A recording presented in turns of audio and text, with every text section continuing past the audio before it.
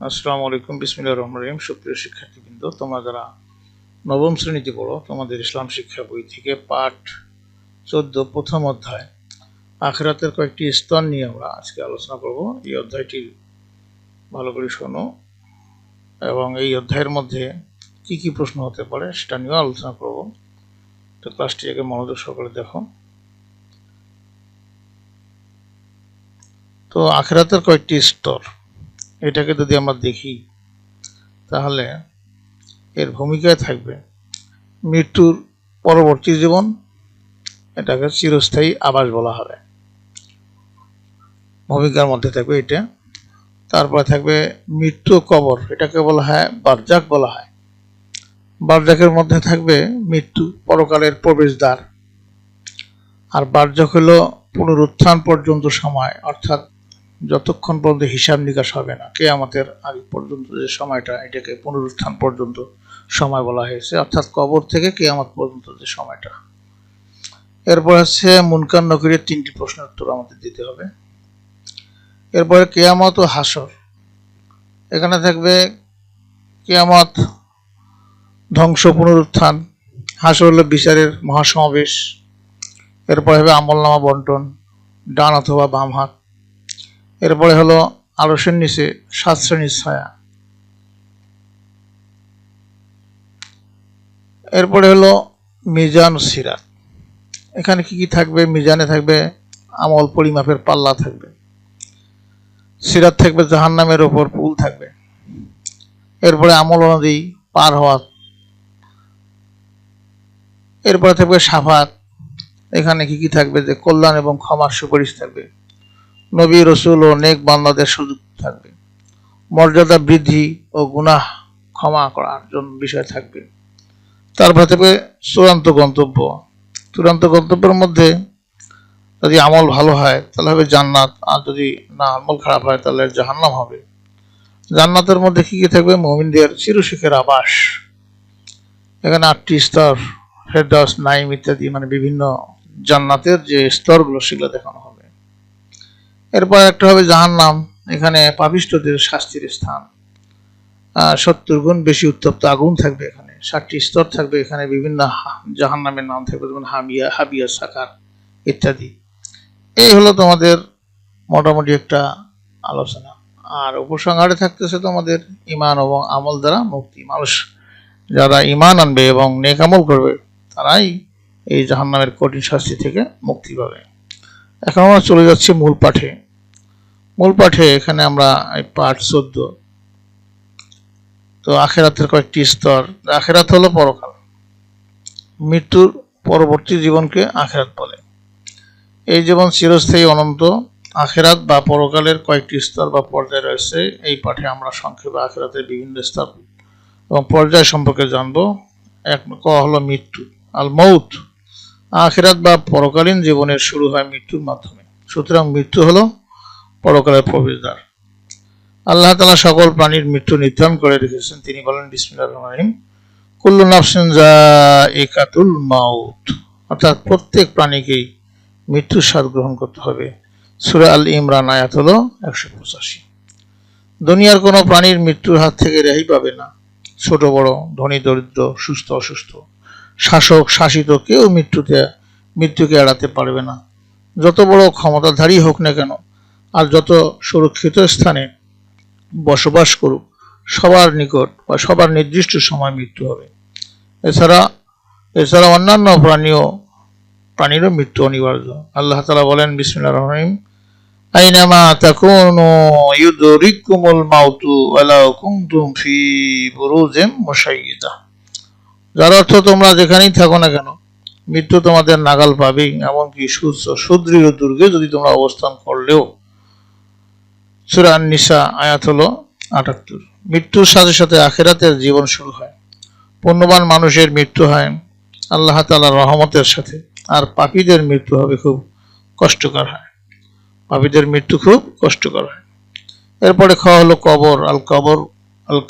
কবর, মৃত্যুর পর থেকে পুনরুত্থান পর্যন্ত সময়কে কবরের জীবন বলা হয়। এর অপর নাম হলো বারজাক।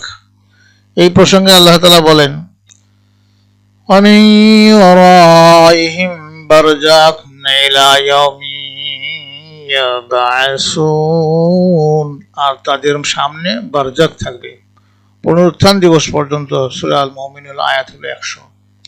দুনিয়াতে মানুষকে মৃত্যুর পর কবরস্থ করা হয়। এ সময় মুনকার নাকির নামক দুজন ফেরেশতা কবরে আসেন। তারা মৃত্যু ব্যক্তিকে 3টি প্রশ্ন করেন। এগুলো হলো, মান রব্বুকা, তোমার রব কে? আমা দীনুকা, তোমার দিন কি?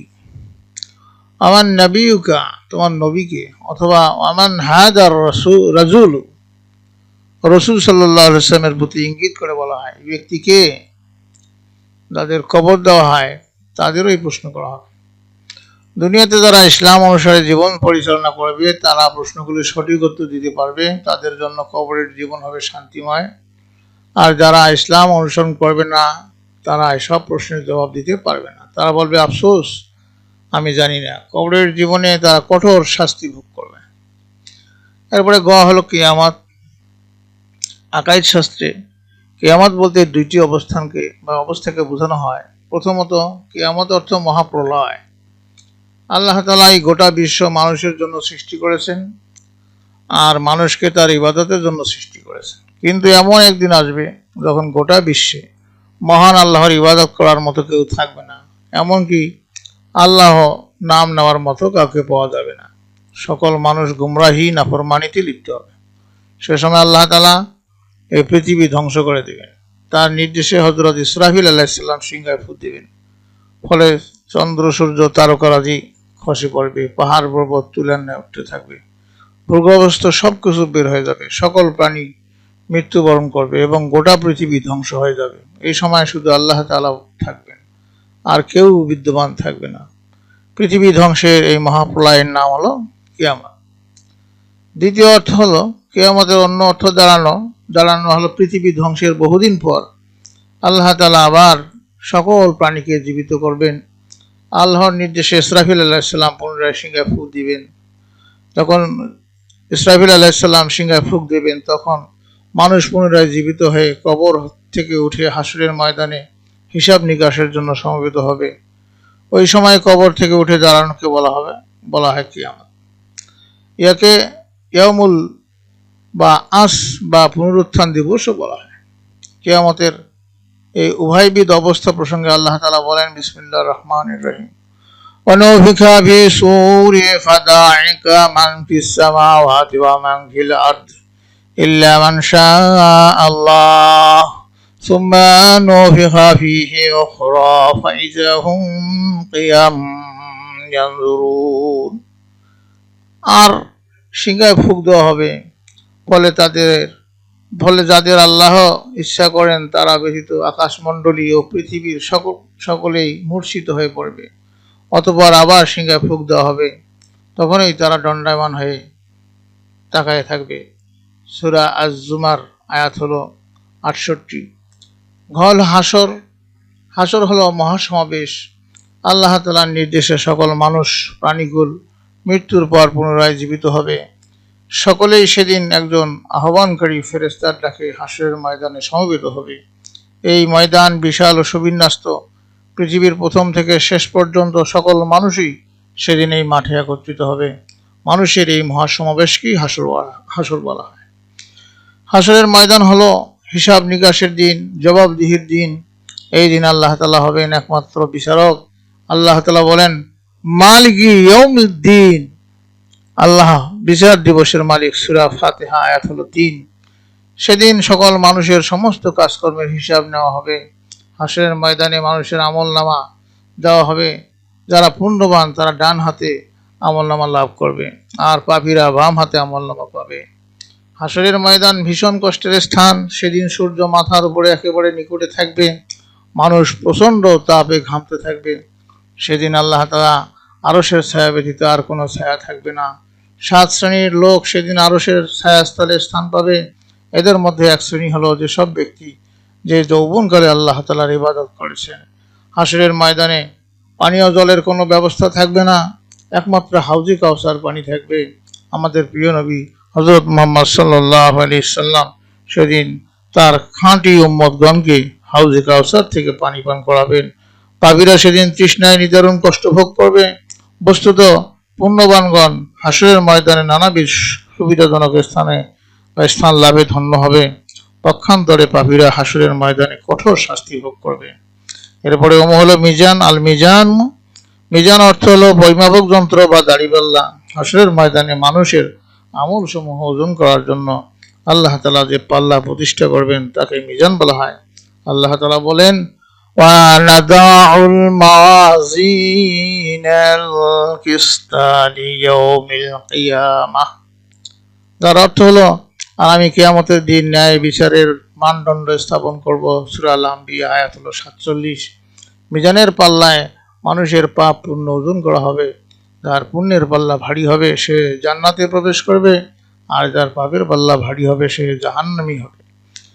এরপরে চাওয়া হলো সিরাত। সিরাত এর শাব্দিক অর্থ হলো পথ, রাস্তা, পুল, সেতু ইত্যাদি। ইসলামী শরীয়তের পরিভাষায় সিরাত হলো হাসরের ময়দান থেকে জান্নাত পর্যন্ত জাহান্নামের দিকে চলমান একটি উড়াল সেতু। তিরমিজি শরীফের হাদিস। এই সেতু পার হয়ে নেক আমলকারী বান্দা জান্নাতে প্রবেশ করবেন। আখিরাতের সকল মানুষকে এই সেতুতে আরোহণ করে তা অতিক্রম করতে হবে। সিরাত সম্পর্কে পবিত্র কোরআনে মহান আল্লাহ তাআলা বলেন, এবং তোমাদের প্রত্যেকেই তা অতিক্রম করবে, এটা তোমার প্রতিপালকের অনিবার্য সিদ্ধান্ত। সূরা মারিয়াম আয়াত হলো 71। এই সম্পর্কে মহানবী সাল্লাল্লাহু আলাইহি ওয়াসাল্লাম বলেন, ইয়াউদাউ সিরাতু বাইনা জাহরা জাহান্নামা, জাহান্নামের উপর সিরাত স্থাপিত হবে। মুসনাদে আহমদ। নেক আমলকারী বান্দাগণকে মহান আল্লাহ জান্নাতে যাওয়ার অনুমতি দিবেন। জান্নাতীগণ সিরাতের উপর দিয়ে জান্নাতে প্রবেশ করবে। নেককারদের জন্য তাদের আমল অনুসারে সিরাত প্রশস্ত হবে। ঈমানদারগণ নিজ নিজ আমল অনুযায়ী সিরাত অতিক্রম করবেন। কেউ বিদ্যুৎ গতিতে, কেউ ঝড়ের গতিতে, কেউ ঘোড়ার গতিতে, কেউ বা দৌড়ের গতিতে, কেউ হেঁটে হেঁটে, আবার কেউ হামাগুড়ি দিয়ে সিরাত পার হবেন। সিরাত হলো অন্ধকার পুল। সেখানে মুমিন ও নেক আমলকারী ব্যক্তির জন্য আলোর ব্যবস্থা থাকবে, কিন্তু যারা ঈমানদার নয় এবং পাপী তাদের জন্য আলোর ব্যবস্থা থাকবে না। সুতরাং দুনিয়ায় যে দৃঢ় ঈমান, বেশি নেক আমলের অধিকারী, সিরাত তার জন্য সবচেয়ে বেশি আলোকিত হবে। ঈমানের আলোতে সে সহজেই সিরাত অতিক্রম করবে। অন্যদিকে যারা ঈমানদার নয় এবং পাপী, মহান আল্লাহ তাদেরকে জাহান্নামে যাওয়ার নির্দেশ দিবেন। জাহান্নামীদের জন্য সিরাত অত্যন্ত ভয়াবহ স্থান। তাদের জন্য সিরাত হবে চুলের চাইতেও সূক্ষ্ম ও তরবারি অপেক্ষা ধারালো। এই অবস্থায় সিরাতে আরোহণ করায় তারা কিছুতেই তা অতিক্রম করতে পারবে না, বরং তারা করুণভাবে জাহান্নামে পতিত হবে। অতএব আমরা সিরাতে বিশ্বাস স্থাপন করব, সহজে সিরাত অতিক্রম করার জন্য প্রকৃত ঈমানদার হব এবং সকল প্রকার অন্যায় পাপ কাজ বর্জন করে অধিক পরিমাণে নেক আমল করব। মহান আল্লাহ ও তার রাসূলের আদেশ নিষেধ অনুযায়ী দৈনন্দিন জীবন পরিচালনা করব। এরপরে হলো শাফায়াত। শাফায়াত শব্দের অর্থ হলো সুপারিশ করা, অনুরোধ করা ইত্যাদি। ইসলামী শরীয়তের পরিভাষায় কল্যাণ ও ক্ষমার জন্য আল্লাহ তাআলার নিকট নবী, রাসূল ও নেক বান্দাগণের সুপারিশ করাকে শাফায়াত বলে। কিয়ামতের দিন আল্লাহ তাআলা মানুষের সকল কাজকর্মের হিসাব নেবেন। তারপর আমল অনুযায়ী প্রত্যেকের জন্য জান্নাত বা জাহান্নাম নির্ধারণ করবেন। যখন মহান আল্লাহ পুণ্যবানগণকে জান্নাতে ও পাপীদের জাহান্নামে যাওয়ার নির্দেশ দিবেন, নবী, রাসূল ও পুণ্যবান বান্দাগণ এই সময় আল্লাহর দরবারে শাফায়াত করবেন। ফলে অনেক পাপীকে মাফ করা হবে। এরপর তাদেরকে জাহান্নাম থেকে জান্নাতে প্রবেশের অনুমতি দেওয়া হবে। আবার অনেক পুণ্যবানের জন্য এই দিন শাফায়াত করা হবে, ফলে তাদের মর্যাদা বৃদ্ধি করা হবে। কিয়ামতের দিন সকল মানুষকে এক বিশাল ময়দানে সমবেত করা হবে। সেদিন সূর্য খুব নিকটবর্তী হবে। মানুষ অসহনীয় দুঃখ কষ্টে নিপতিত থাকবে। এ সময় তারা হযরত আদম আলাইহিস সালাম, হযরত নূহ আলাইহিস সালাম, হযরত ইব্রাহিম আলাইহিস সালাম, হযরত মুসা আলাইহিস সালাম, হযরত ঈসা আলাইহিস সালামের নিকট উপস্থিত হয়ে হিসাব নিকাশ শুরু করার জন্য আল্লাহর নিকট শাফায়াত করতে অনুরোধ করবে। তারা সকলেই অপারগতা প্রকাশ করবেন। এই অবস্থায় সকল মানুষ মহানবী সাল্লাল্লাহু আলাইহি সাল্লামের নিকট উপস্থিত হবে। তখন মহানবী হযরত মুহাম্মদ সাল্লাল্লাহু আলাইহি ওয়াসাল্লাম আল্লাহর নিকট সুপারিশ করবেন। অন্যদিকে কিয়ামতের দিন পাপীদের ক্ষমা এবং পুণ্যবানদের মর্যাদা বৃদ্ধির জন্য শাফায়াত করা হবে। নবী, রাসূল, ফেরেশতা, শহীদ, আলেম, হাফিজ এই শাফায়াতের সুযোগ পাবেন। আল কোরআন ও সিয়াম, রোজা কিয়ামতের দিন শাফায়াত করবে বলে হাদিসে উল্লেখ করা হয়েছে। কিয়ামতের দিন নবী, রাসূল ও নেক বান্দাগণ আল্লাহর নিকট সুপারিশ করবেন। আল্লাহ তাআলা এসব শাফায়াত কবুল করবেন এবং বহু মানুষকে জান্নাত দান করবেন। তবে শাফায়াতের সবচেয়ে বেশি ক্ষমতা থাকবে আমাদের প্রিয় নবী হযরত মুহাম্মদ সাল্লাল্লাহু আলাইহি ওয়াসাল্লামের অধিকারে। তিনি নিজেই বলেছেন,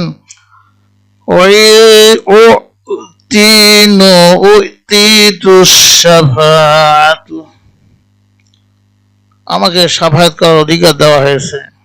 অন্য একটি হাদিসে রাসূল সাল্লাল্লাহু আলাইহি ওয়াসাল্লাম বলেছেন, পৃথিবীতে যত ইট পাথর আছে আমি তার চেয়েও বেশি লোকের জন্য কিয়ামতের দিন শাফায়াত করব। মুসনাদে আহমদ।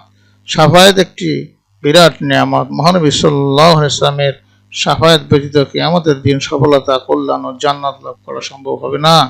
অতএব আমরা শাফায়াতে বিশ্বাস স্থাপন করব। আল্লাহ তার রসুলকে ভালোবাসবো, রসুল সাল্লাল্লাহু আলাইহি ওয়াসাল্লামকে ভালোবাসবো। আল্লাহ তার রসুল সাল্লাল্লাহু আলাইহি ওয়াসাল্লামের আদেশ নিষেধ অনুযায়ী আমাদের জীবন পরিচালনা করব। তাহলে পরকালে আমরা প্রিয় নবী সাল্লাল্লাহু আলাইহি ওয়াসাল্লামের শাফায়াত লাভে ধন্য হয়ে জান্নাতে প্রবেশ করতে পারবো। এরপরে হলো বর্গীয় জ, জান্নাত। জান্নাত অর্থ উদ্যান, বাগান, সুশোভিত কানন। ইসলামী পরিভাষায় পরকালীন জীবনের পুণ্যবানগণের জন্য পুরস্কার স্বরূপ যে আরামদায়ক স্থান তৈরি করে রাখা হয়েছে তাকে বলা হয় জান্নাত। জান্নাতে সব ধরনের নিয়ামত বিদ্যমান। মুমিনগণ সেখানে চিরকাল অবস্থান করবেন।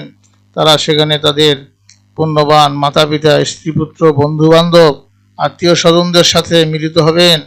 তারা যা চাইবেন তাই সাথে সাথে লাভ করবেন। আল্লাহ তাআলা বলেন, সেখানে জান্নাতে তোমাদের জন্য রয়েছে যা কিছু তোমাদের মন চায় এবং সেখানে তোমাদের জন্য রয়েছে যা তোমরা ফরমাইশ করো। এটি ক্ষমাশীল পরম দয়ালু আল্লাহর পক্ষ থেকে আপ্যায়ন। সূরা হামিম আশ-শাজদা আয়াত হলো 31-32। বস্তুত জান্নাতের সুখ, শান্তি ও নিয়ামত অফুরন্ত। এর বর্ণনা শেষ করা যায় না। একটি হাদিস কুদসিতে স্বয়ং আল্লাহ তাআলা বলেছেন, আমি আমার নেক বান্দাদের জন্য জান্নাতে এমন সব নিয়ামত প্রস্তুত করে রেখেছি যা কখনো চোখ দেখেনি, কোনো কান কোনোদিন তা শোনেনি এবং কোনো মানব হৃদয় কখনো কল্পনাও করতে পারেনি। বুখারী শরীফের হাদিস। আল্লাহ তাআলা মুমিনদের জন্য 8টি জান্নাত তৈরি করে রেখেছেন। এগুলো হলো জান্নাতুল ফেরদাউস, জান্নাতুল মাকাম, দারুল কারার, দারুস সালাম, জান্নাতুল মাওয়া, জান্নাতুল আদন, দারুন নাইম, দারুল খুলদ। এখানে 8টা জান্নাতের নাম এখানে দেওয়া হয়েছে।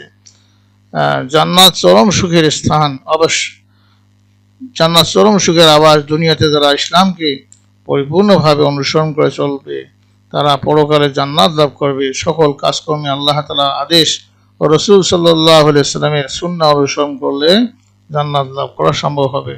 আল্লাহ তাআলা বলেন, আম্মা মান খাফা মাকামা রাব্বিহি ওয়া নাহা আন-নাফসা আনিল হাওয়া ফাইন্নাল জান্নাতা হিয়াল মাওয়া। আর যে ব্যক্তি স্বীয় প্রতিপালকের সম্মুখে উপস্থিত হওয়ার ভয় রাখে এবং কুপ্রবৃত্তি থেকে নিজেকে বিরত রাখে, জান্নাতই হবে তার আবাস। সূরা আন-নাজিয়াত আয়াত হলো 40-41। সুতরাং আমরাও জান্নাত লাভের জন্য সদা সর্বদা আল্লাহকে ভয় করব, তার আদেশ নিষেধ মেনে চলব, অন্যায় পাপ কাজ থেকে নিজেকে রক্ষা করে উত্তম চরিত্র গঠন করব। তাহলে মহান আল্লাহ আমাদের উপর সন্তুষ্ট হবেন, আমরা পরকালে জান্নাত লাভ করব। এরপরে হলো জাহান্নাম। জাহান্নাম হলো শাস্তির স্থান। পরকালে মুমিনগণের জন্য যেমন জান্নাতের ব্যবস্থা রয়েছে তেমনি পাপীদের জন্য রয়েছে শাস্তির স্থান। আর জাহান্নামই হলো সে শাস্তির জায়গা। জাহান্নাম নার বা আগুনও বলা হয়। জাহান্নাম চির শাস্তির স্থান। এই শাস্তি অত্যন্ত ভয়াবহ। মানুষের পাপের পরিমাণ অনুসারে এই শাস্তির পরিমাণ নির্ধারণ করা হবে। জাহান্নামের আগুন অত্যন্ত উত্তপ্ত। রাসূল সাল্লাল্লাহু আলাইহি ওয়াসাল্লাম বলেছেন, নারুকুম জুজউম মিন 70 জুজআম মিন নারি জাহান্নাম। তোমাদের এই পৃথিবীর আগুন জাহান্নামের আগুনের 70 ভাগের 1 ভাগ।